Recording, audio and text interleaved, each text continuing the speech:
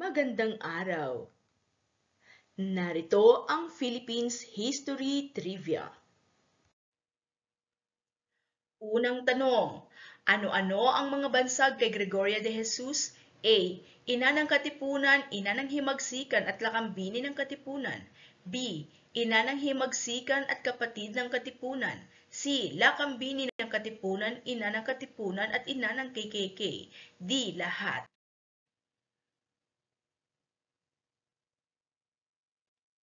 Yes. Letrang A ang sagot. Ina ng Katipunan, ina ng Himagsikan at Lakambini ng Katipunan. Pangalawang tanong, sino ang nagkaloob ng kanyang bahay, barko at buusan kay General Emilio Aguinaldo at ginamit ang barko ng mga revolusyonaryo sa pagkikidigma? A. Marcela Agoncillo.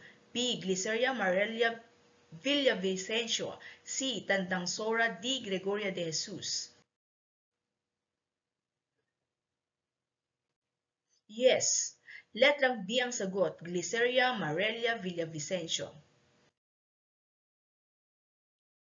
Pangatlong tanong, mahabang ilog sa ilalim ng yungib na may mga batong stalagmites at stalactites na pasama ito sa UNESCO World Heritage Sites.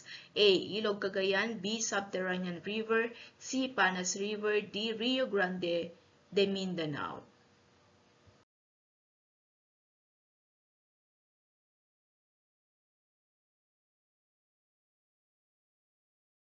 Yes. Letrang B ang sagot, Subterranean River.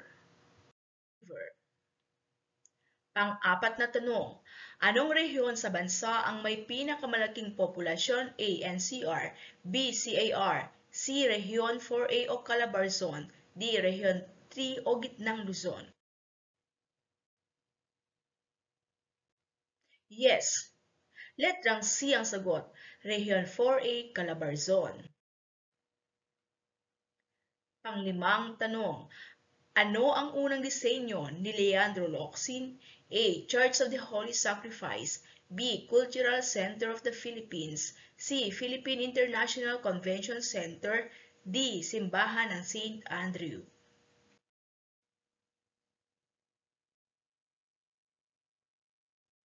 Yes. Letrang A ang sagot, Church of the Holy Sacrifice. Pang-anim na tanong, sino ang pinakaunang pambansang alagad ng sining sa sayaw at kilala siya bilang Kikay? A. Francisca Reyes Aquino. B. Alice Reyes. C. Lucrecia Reyes Urtula. D. Leonor Orosa Gokinko.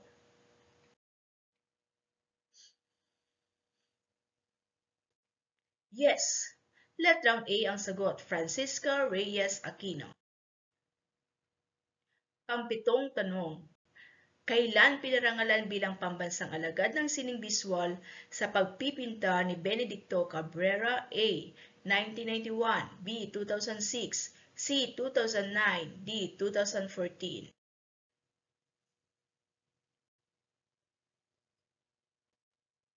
Yes. Letrang B ang sagot, 2006.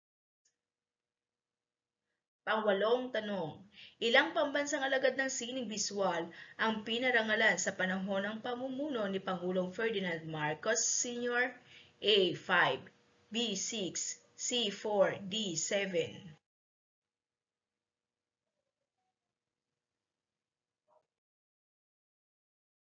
Yes! Ang sagot ay letrang B. 6. Pang-siyam na tanong, sinong manunulat ang kilala bilang Lola Basyang? A. Severino Reyes y Rivera. B. Dr. Jose Rizal. C. Marcelo X. del Pilar. D. Jesus Balmori.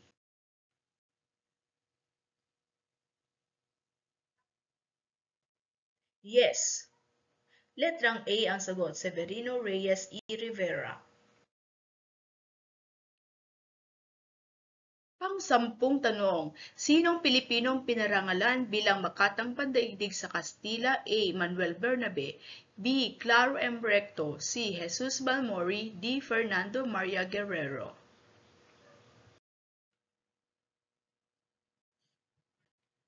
Yes. Letrang C ang sagot, Jesus Balmori.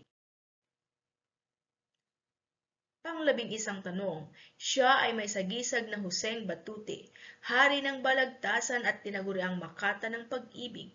A. Amado V. Hernandez, B. Jose Corazon de Jesus, C. Francisco Balagtas, D. Lope K. Santos. Yes! Letrang B ang sagot, Jose Corazon de Jesus.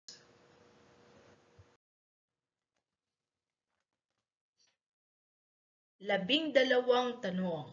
Sino ang may akda ng Panday? A. Severino Reyes, B. Lope K. Santos, C. Amado V. Hernandez, D. Jose Corazon de Jesus.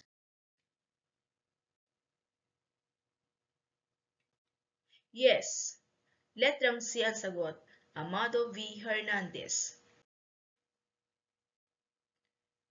Pang-13 tanong, sino ang patnugot ng Surian?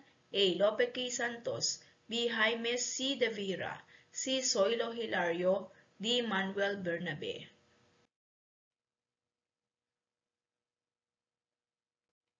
Yes! Letrang B ang sagot, Jaime C. De Vera. Pang-14 na tanong, ama ng balarila, nobelista, makata, kwentista, guro at politiko. A. Lope K. Santos, B. Dr. Jose Rizal, C. Carlos Francisco, D. Francisco Balagtas. Yes! Letrang A ang sagot, Lope K. Santos.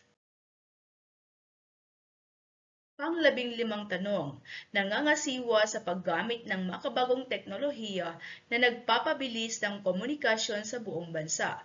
A. National Telecommunications Center, B. National Telecommunications Agency, C. National Transportation Communication, and D. National Telecommunications Commission.